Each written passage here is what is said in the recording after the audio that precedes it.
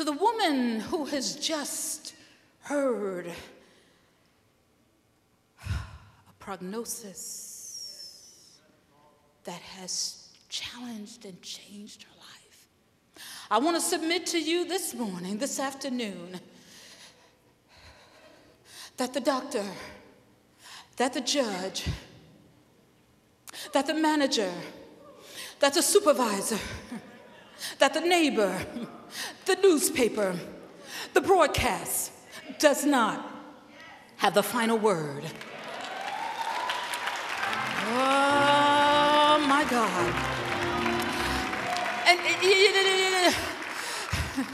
I've come to realize that I've got to speak the word back to God.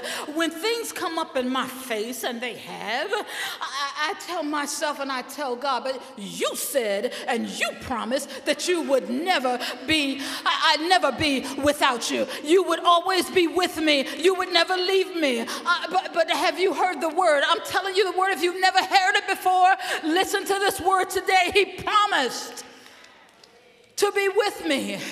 Not tomorrow and not only next week, but always. And that tells me that no matter what I go through and no matter when, there's grace and mercy keeping me company wherever I go. Because God has spoken the word. God has spoken over my life. And God has spoken to my heart that he's going to be there with me. Oh, I'm going to go through some stuff now.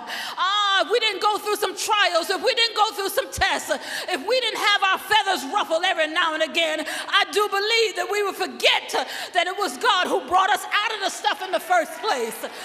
So I welcome tests. I say to the devil, bring it on.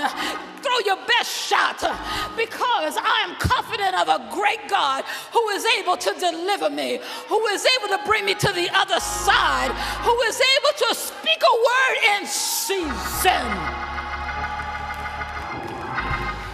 Thy word have I hidden in my heart that I might not sin against my God. But in order for the word to be hidden in your heart, you've got to acquaint yourself with the word first of all. You've got to know when God is speaking. You've got to become attuned to the voice of God. And I beckon you, my brothers and my sisters, today, have you heard the word? Have you heard the word of God? That he is able to do whatever it is that you want to ask or think, or your imagination can stretch itself to even think and imagine.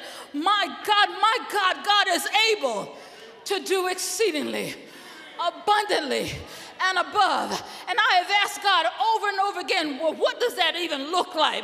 But he reminded me, do you remember, Phyllis, when you were all about 11 years old, and your mama was working the night shift, and you were at home by yourself, and you were scared as you could be, but I looked over you and watched over you. I said, oh, is that one of those abundant things? He said, oh no, I'm just getting started. He says, do you remember when you were about 18, 19 years old, and you were driving down the street and you fell asleep after leaving college, and when you woke up, you were almost on the sidewalk? Do you remember that? When I sent the angel to stop and block the car so that you could live and tell of my great works. Do you remember that? Oh, so is that the abundance that you're talking about? Oh, no. I'm just putting the icing on the cake, honey. Do you remember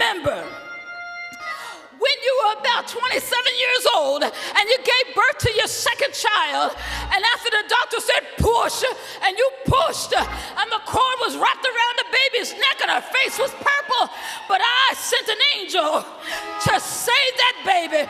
You thought it was the pediatrician, but oh no, sis, it was me in action. I spoke the word and said, daughter, live.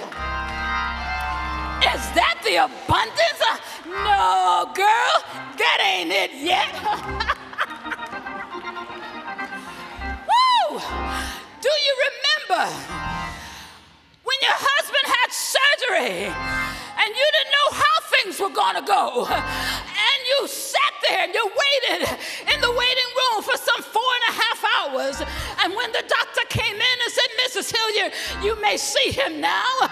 And he was wide awake, still running his mouth after having 7 inches of his gut cut out. Oh, that must be the abundance. No, girl, I'm just getting warmed up. Back then, I just spoke a word. Be healed. Be restored. Man of God, there's work for you to do. But I'm here to tell you, Phyllis, that when you begin to doubt me, you just need to think about all that I've done. You need to settle yourself, sit down, and think on your life and how I have brought you through.